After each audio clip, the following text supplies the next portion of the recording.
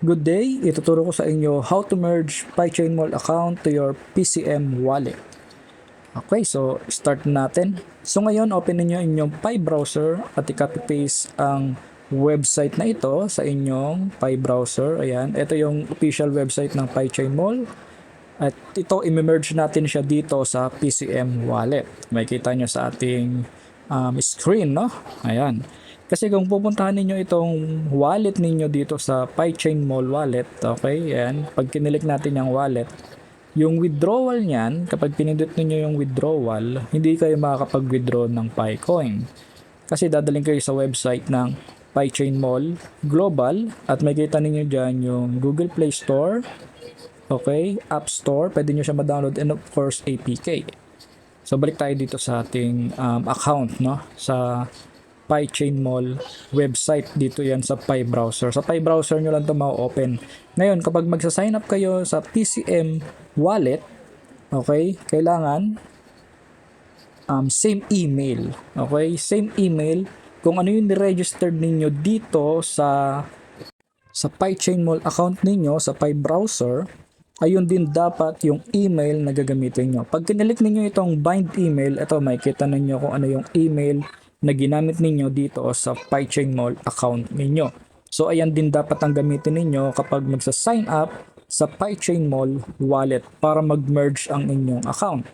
Okay, so ito yung ating PyChainMall or PCM wallet. Makikita niyo dyan. To sign up PCM wallet, same email address, no, dapat doon sa PyChainMall account to merge your account sa PyChainMall. Okay? So, dapat same email kasi kapag hindi siya mag-merge. So, ngayon, pag magsa-sign up kayo, ayan, kunyari, naka-sign up na kayo, i-click nyo lang itong merge account. Okay? Merge account, then makikita nyo username, pwede nyo baguhin yung username na yan. Okay? So, click niyo yung merge account. Ayan, napakadali lang ng step paano mag-merge ng account, no? Continue.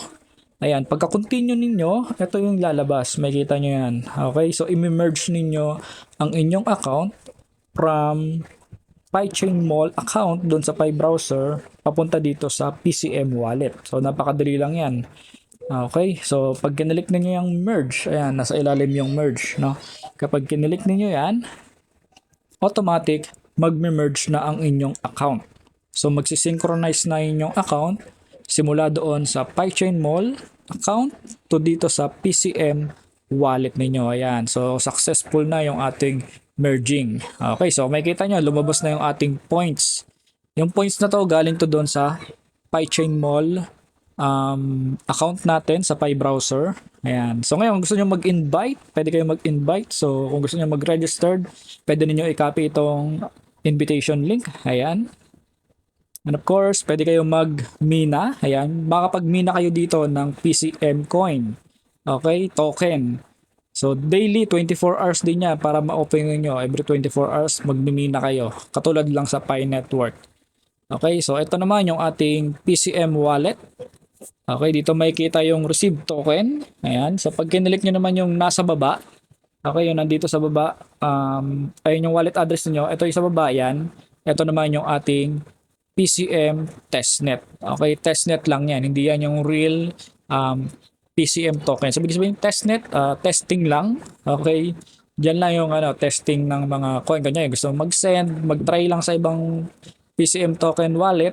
So, pwede nyo siyang i-test. So, ito yung mainnet natin. Ngayon, makikita nyo rin yung ating Pi balance. Okay, ibig sabihin, pwede nating i-connect yung ating Pi wallet dito sa PCM. So, legit to at hindi kayo ma-scam dyan. Don't worry. Kasi itong PCM or PyChainMall is a winner sa hackathon ng Pi Network. So, to bind your account, ngayon, to bind your account from Pi account, okay, Pi wallet to your PCM wallet, so, next tutorial natin gagawin yan. Okay, ituturo ko sa inyo separate video kung paano mag-bind ng account doon sa inyong Pi wallet. So, ibabind nyo lang yan.